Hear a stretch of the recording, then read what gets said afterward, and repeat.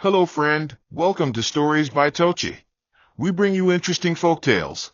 Please don't forget to hit the like button, please share, and don't forget to subscribe to my YouTube channel. Thank you for doing so. Now let's get into the story. Manny stood at the back of the mechanic's shop, wiping grease off his fingers as the final customer rolled out of the dusty lane. The sun had slanted low in the sky, painting the air gold, but his heart remained gray. Inside the tiny room he shared with his wife Sophie, the air was stiff, and dreams lay folded under the mattress like old clothes, too torn to wear but too familiar to throw away. Every evening she returned from her makeshift food stand at the bus stop with barely enough money to cover Gary and palm oil. But they never argued, not out of peace, but because even words had become too expensive to waste. One night, Sophie brought in a crumpled flyer from her cousin in Abuja, offering a backdoor route to Canada. "He knows someone who can help with papers," she whispered. Manny looked at her with tired eyes that had forgotten how to hope. "Our hands are clean," he murmured, "and they'll stay that way. But hunger doesn't respect pride." In the stillness of that room, desperation sat with them like a third tenant. They emptied their savings, sold Sophie's father's transistor radio, and borrowed the rest from a neighbor who said, "If your miracle works, don't forget me." At the airport, Manny didn't cry, but his silence was louder than grief. When the plane took off, he gripped Sophie's hand and whispered, "The Lord will go before us, and the God of Israel will be our rear guard." Isaiah 52, verse 12. She smiled, but it was the kind of smile people wear when they're walking into a storm without an umbrella. It wasn't excitement, it was surrender. New Larchmont didn't welcome them, it tolerated them. The air bit at their skin, and the people walked fast, their eyes trained on the horizon as if conversation were a crime. The address on the form was a lie. The job waiting for you was dust in the wind. Their documents were laughed at the immigration desk. "These won't get you past dishwashing, even if you're lucky," a Nigerian janitor muttered as he passed them in the airport restroom. It was Sophie who swallowed her pride and called her older sister Mercy, who had lived in New Larchmont for years and barely checked in. Mercy answered on the third ring. "You came?" she asked, not with joy, but obligation. "How long do you plan to stay?" The next day, they stood on her porch with 2 Ghana-must-go bags and hearts heavy with shame.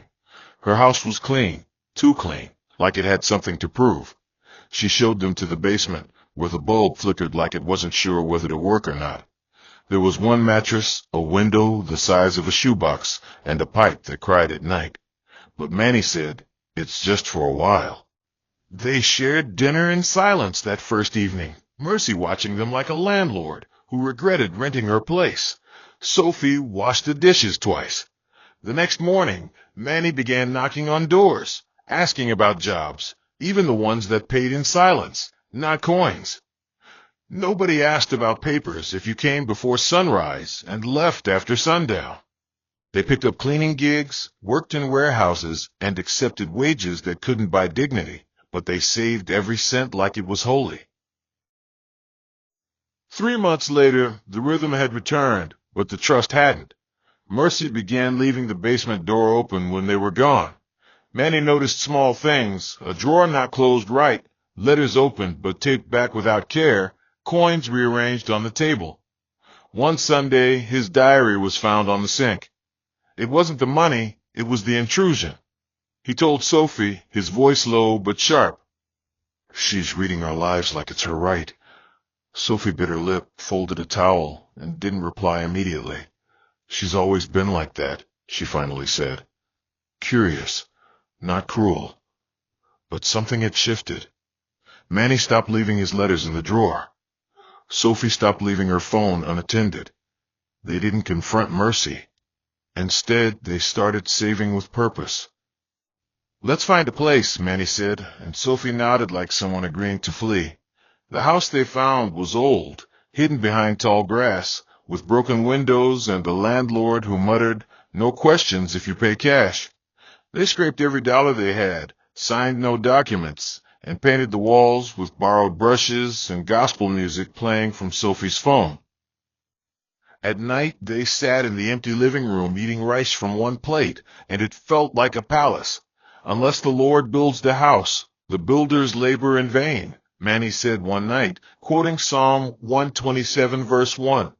Sophie laid her head on his shoulder and whispered, "This house will hold joy." And it did, for a while. Mercy stopped visiting, stopped calling. Her silence spoke louder than insult. When Sophie texted her a picture of the living room with the caption, "We made it," Mercy didn't reply. That winter, snow painted the street white, but tension brewed black in the corners of their peace. Manny would see a black sedan drive by slowly, pause, then leave. They weren't sure if it meant anything or if they were just becoming paranoid. Sophie was now 4 months pregnant, her belly rounding like a sunrise. She had names already, stories planned. Then, on a Monday morning when the sun was unusually bright, there was a knock at the door. 2 plainclothes officers stood there, calm but firm. "We received a report," one said, "about fraudulent employment documents and suspicious property purchase." The world paused. Manny stepped back, his mind racing. "You're mistaken," he said, but his voice betrayed him. "We'll need you both to come with us," the other officer added. Sophie's hand clutched her stomach. As they were let out, Manny turned to her and muttered, "We wrestle not against flesh and blood," Ephesians 6:12. But in that moment, flesh and blood felt too real, too cruel. Sophie's stomach tightened with fear as the police van rumbled along the icy road. The seats were cold and hard, but it was the silence between her and Manny that froze her more. Their eyes met only once during the ride. His eyes held apology, confusion, and something deeper, a silent cry. As the precinct doors creaked open, reality landed hard, like a stone dropped into still water. Inside, they were separated. No explanations, no warmth, just metal doors and muffled voices. Sophie was questioned endlessly. Her name, her country, her reason for being in Canada. "Did you or did you not knowingly use false identification to obtain employment?" the officer asked. She hesitated, knowing truth could bury them, but lying might seal the grave. "We just wanted to live," she finally whispered, her voice crumbling like old bread. The officer didn't blink. Meanwhile, in another room, Manny sat still. They called him a flight risk. He clenched his fists, recalling 2 Corinthians 4 verse 8, "We are hard-pressed on every side, but not crushed, perplexed, but not in despair." He held on to those words like a plank in floodwater. Night fell, and neither of them slept. Sophie, now heavily pregnant, paced her cell, praying without voice, while Manny recited scriptures under his breath, as if they were the only thing he had left that couldn't be taken. 2 weeks passed in a haze. Sophie was moved to a medical unit after fainting during a routine check. The nurses there were kinder. One in particular, Nurse Clara, noticed Sophie's quiet strength. "You don't complain much," Clara observed, adjusting her blanket one evening. Sophie forced a smile. "I've learned that storms don't listen to screams." Her belly grew heavier with each day, her back stiff from a mattress that had more metal than cushion. Still, she hummed hymns to her unborn child, hoping her voice would be a lifeline. Then came the court order, temporary release on humanitarian grounds. "You'll need somewhere to stay," the officer said, not unkindly. Sophie had no address. Their house was seized, their belongings locked away.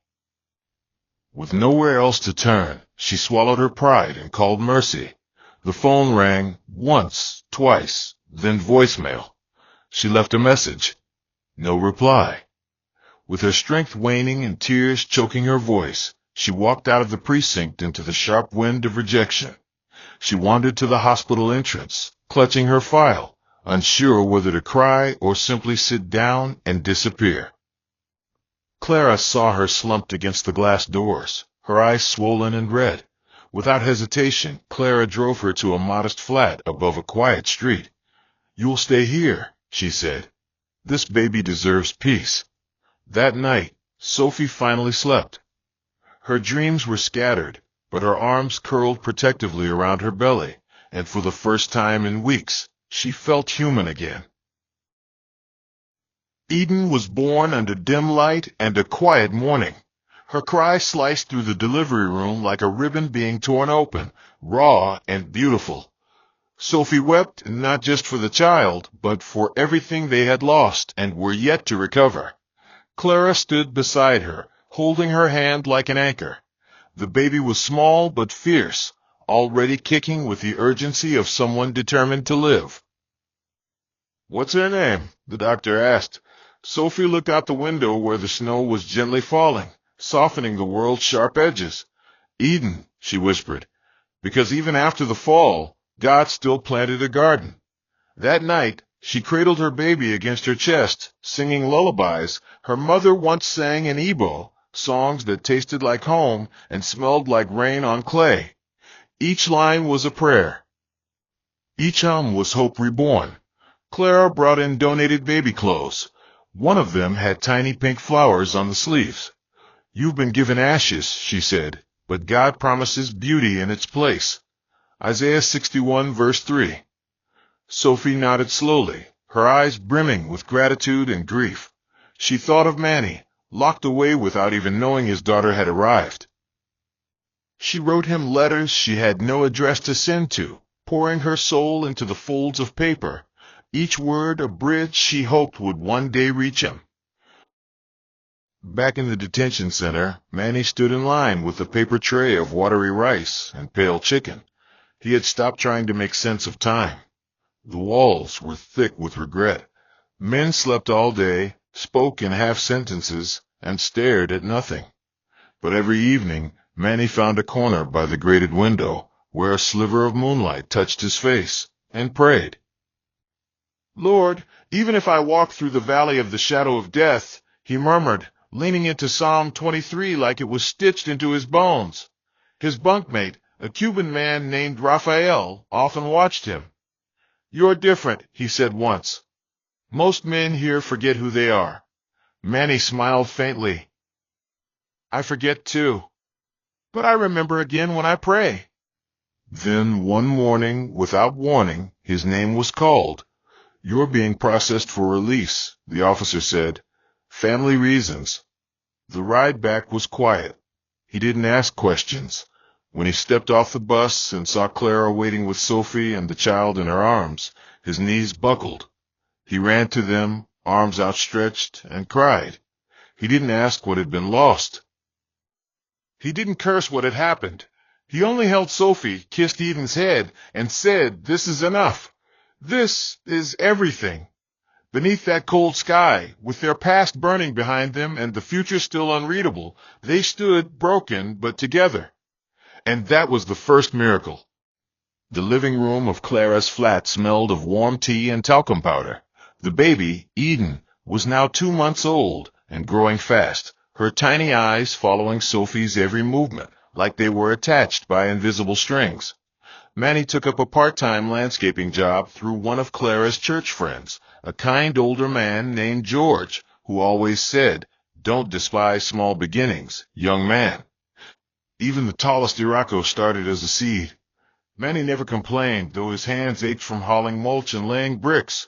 He knew what it was like to have everything taken away in the blink of an eye, and now, even a shovel in hand felt like restoration.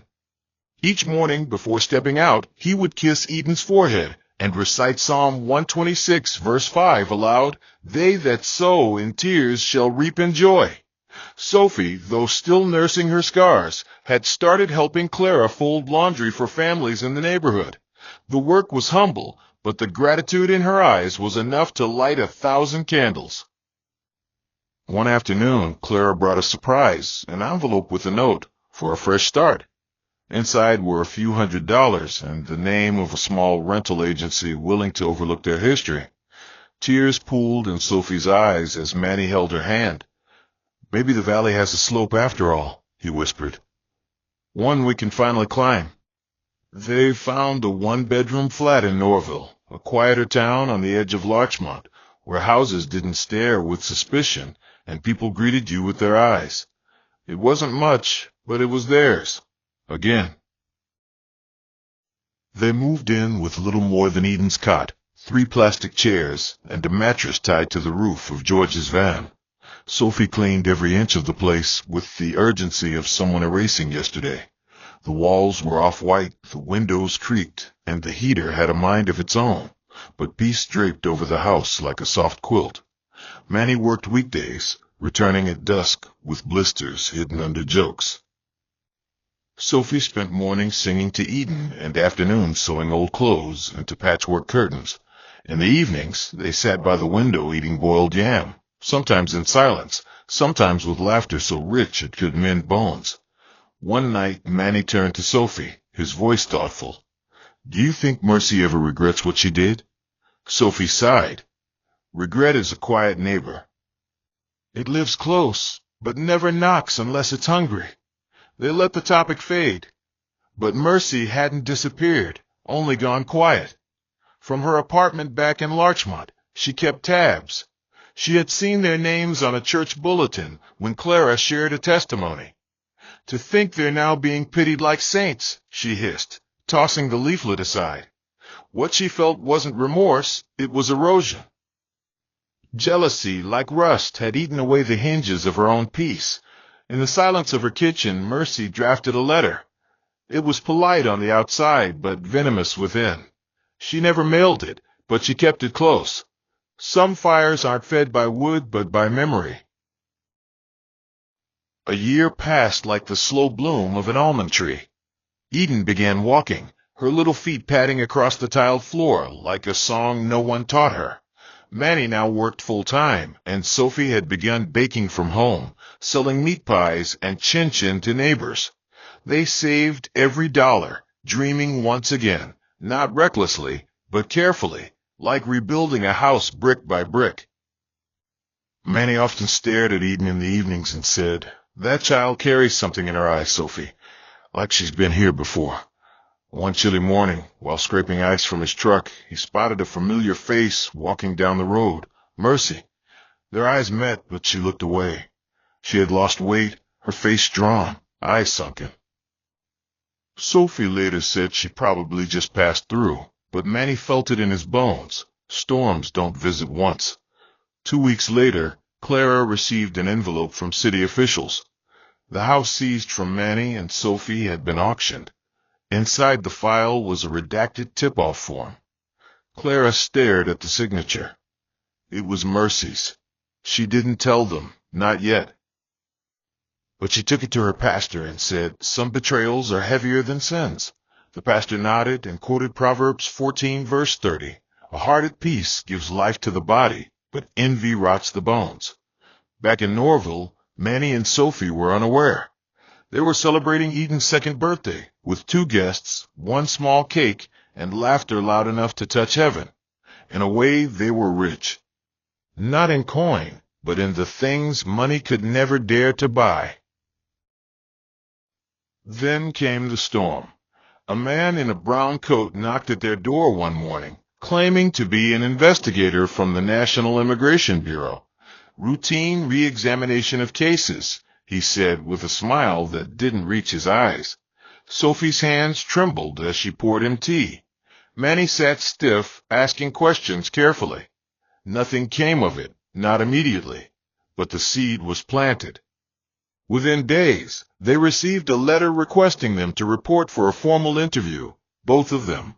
Clara made calls, tried to help, but the system was a wall built without doors.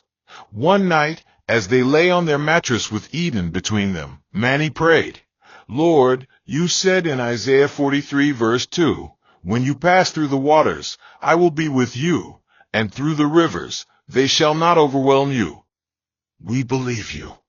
Sophie wiped a tear. "Maybe this is just another Red Sea. We've walked through worse." Manny nodded. "But Pharaoh has a long reach." As they held hands, the letter sat on the table like a quiet serpent. They didn't know what lay ahead, only that once again someone had stirred the waters they had calmed with their own hands. Mercy had lit another match. But this time the fire would reveal more than ashes. It would expose what lay hidden beneath the roof of her bitterness.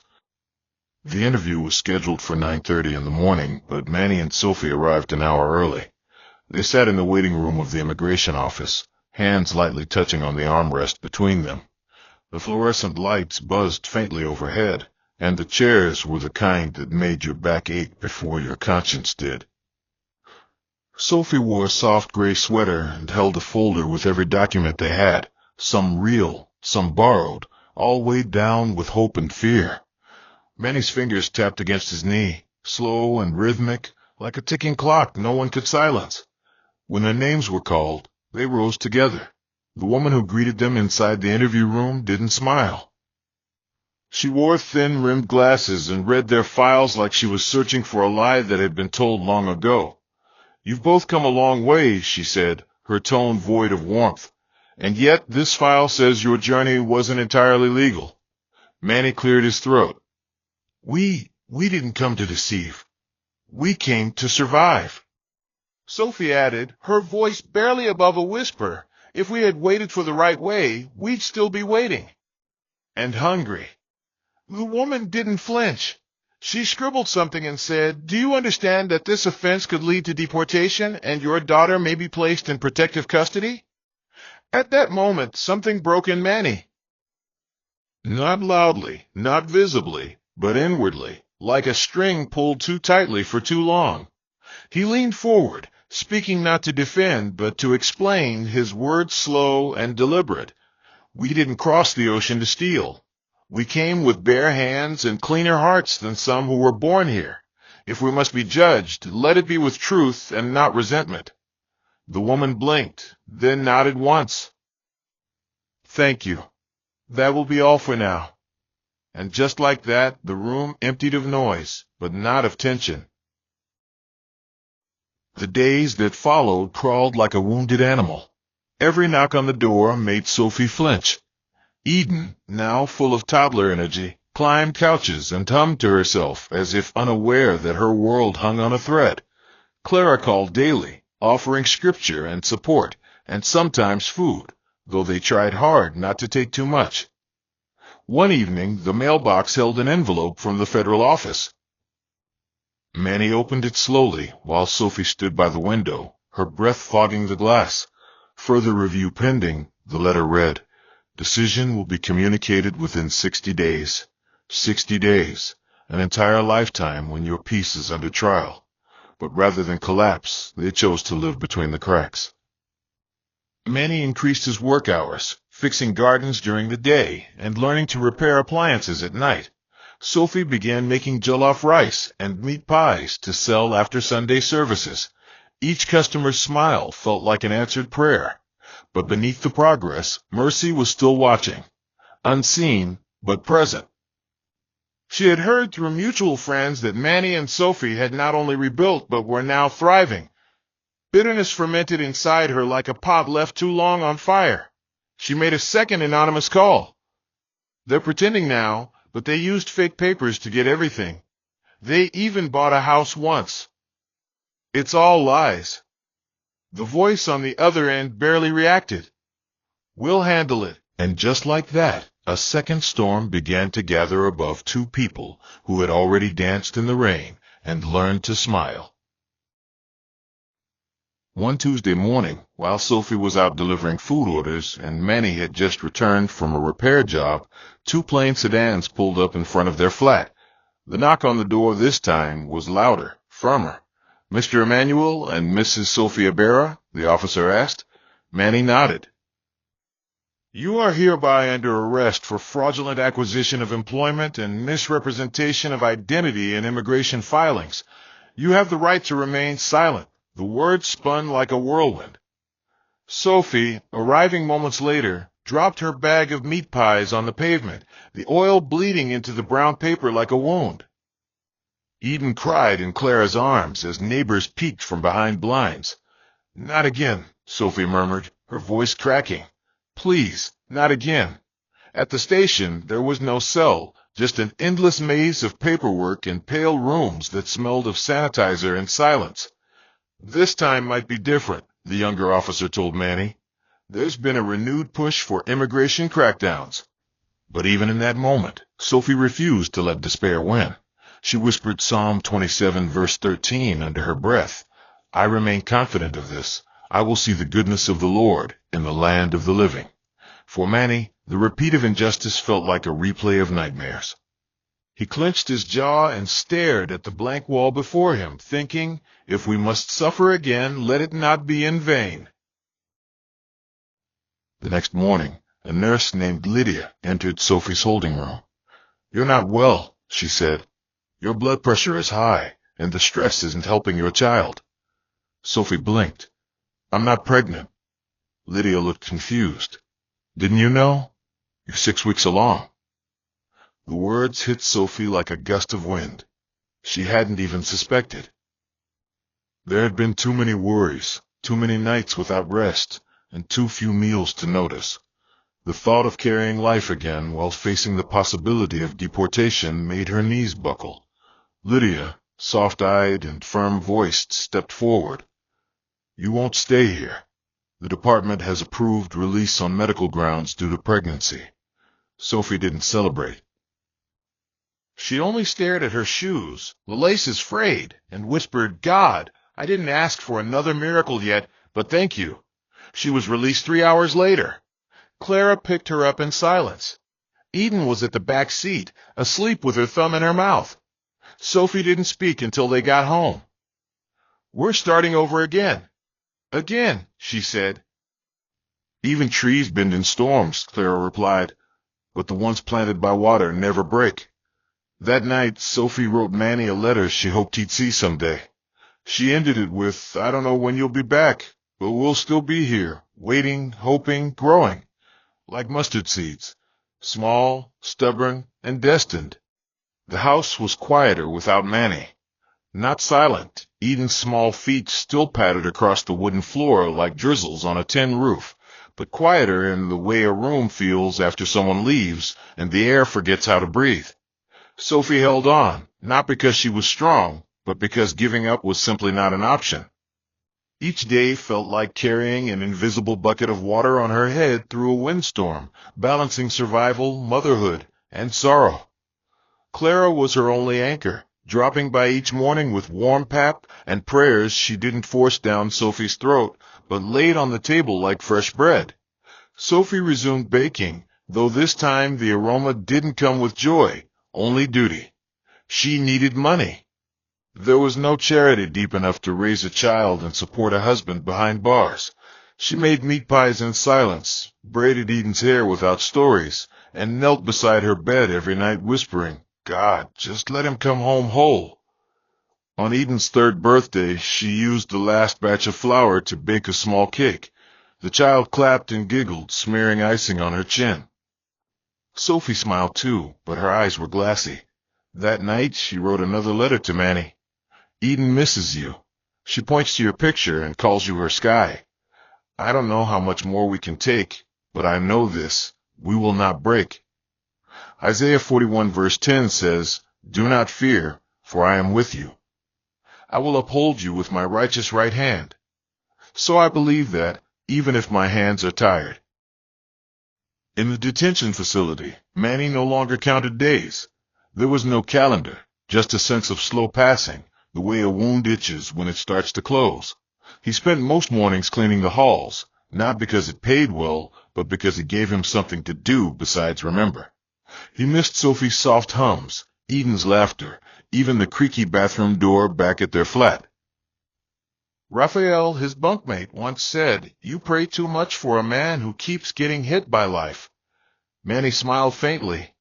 Maybe that's exactly why I pray. One evening, during a routine inspection, a female officer walked past Manny and paused. Your name is Emmanuel, right? He nodded.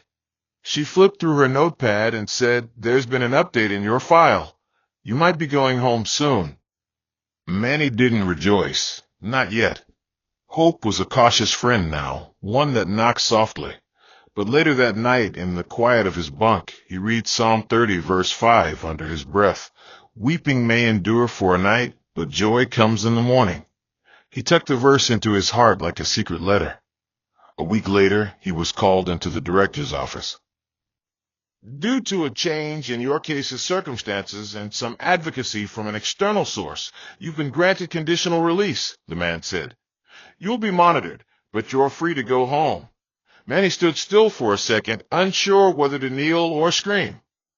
He walked out with his hands shaking, whispering, "Thank you, Jesus," over and over like a broken man learning to speak again. The reunion was not dramatic. There were no balloons or music, just a knock at Clara's door and a startled gasp when Sophie opened it to find Manny standing there with eyes darker than she remembered and a body slightly leaner, but still familiar. She didn't run into his arms. She simply touched his face with both hands, checking if he was real. Eden peeked from behind the door, uncertain. Then she shouted, "Daddy," and flung herself into his arms. That was when the tears came, silent, thick, healing. They sat together that evening in the living room, eating jollof rice and boiled eggs, not speaking much. Words would come later. Manny looked around the house. It was smaller than he remembered, but warmer. Clara gave them privacy, leaving a small card on the table that read, "God restores the years the locusts have eaten." Joel 2, verse 25. At night, Manny tucked Eden into bed and whispered stories of stars and lions and rivers that remember your name. Sophie sat by the window, holding his worn shoes and shaking her head softly. "We are still here," she whispered to herself. Somehow. They didn't speak of mercy, not yet. Some wounds don't close with a single stitch. But in the quiet, forgiveness was beginning to bloom, fragile, but possible. The following week, Clara handed Manny a thick envelope. "It came while you were gone," she said. Inside was a bundle of returned mail from their old seized house. Among them, a yellowing letter addressed to Sophie in neat cursive. Manny opened it, confused. The writer was a man named Daniel. The name stirred something. He read, "Mercy was never the same after I left. She thought your sister was the reason I walked away, but she was wrong. Sophie never once looked at me. It was my guilt that made me say those things in the bar. But Mercy, she never forgave her for being loved." Manny's hand trembled as he passed the letter to Sophie. Her face paled. "Daniel was her ex," she said. "He once showed up at my university, drunk, saying nonsense. I told him off. Mercy overheard and never looked at me the same." The silence between them swelled. Mercy's betrayal had roots. It wasn't just jealousy, it was grief twisted into resentment. "She blamed us for her broken love," Manny muttered, "and broke us to feel less broken." Sophie folded the letter slowly. "But we're still standing," she said, her voice steady. "Bruised, yes, but standing." That night they prayed together, not for mercy, not for revenge, but for endurance, because now they knew, sometimes, people destroy what they envy most. But light, once lit by truth, doesn't stay hidden. It finds its way through cracks and makes a home there. Sophie stood in the kitchen stirring a pot of stew when Manny walked in with a white envelope in hand and a strange calm in his eyes. "It's from the legal office," he said. Her heart skipped a beat. For months they had tiptoed through life, unsure if another knock on the door would shatter the fragile peace they had begun to rebuild. She wiped her hands and opened it slowly. Inside was a letter confirming the full closure of their case. Due to new evidence and a reevaluation of submitted documentation, no further action will be taken. You are free to remain in the country and eligible to apply for residency renewal in 2 years. Sophie leaned on the wall. Her knees didn't give way, but her soul did. "Is this how peace walks in?" she whispered. Manny smiled faintly. "Like a guest we didn't expect, but set the table for anyway." That night they cooked together. Eden danced around the living room with her baby doll, and for the first time in years, laughter filled every corner of their home. At bedtime, Sophie pulled out her old Bible and opened to Romans 8 verse 28, and we know that all things work together for good to them that love God. She looked at Manny and said, maybe the storm was the blessing. It stripped us, but it showed us who we are underneath. Manny nodded, and it showed us who people are too. They didn't name Mercy, but she sat like a shadow between the lines. 3 weeks later, Mercy called. The number flashed on Manny's screen as he stood outside repairing a broken kitchen shelf. He stared at it for a long moment before answering. Hello? Her voice was hoarse, uncertain. I heard, you're okay now. Manny didn't reply immediately. We are, he finally said. There was a long pause. I was wrong, Mercy said. I thought hurting you would make my pain smaller. It didn't. It only grew teeth. Manny didn't excuse her, but he didn't hang up either. Do you want to speak to your sister? He asked. No, Mercy said. Not yet. I just needed to say, I'm sorry. Truly. If you hate me, I get it. Manny closed his eyes. We don't hate you, Mercy. But we're still healing. That takes time. She sniffled. I don't know what I'm doing anymore. My life is ashes. His voice softened, not out of affection, but out of grace. Then maybe it's time to let something new grow. Isaiah 61 verse 3 talks about beauty for ashes, you know. But it starts with surrender, not control. She was silent for a while.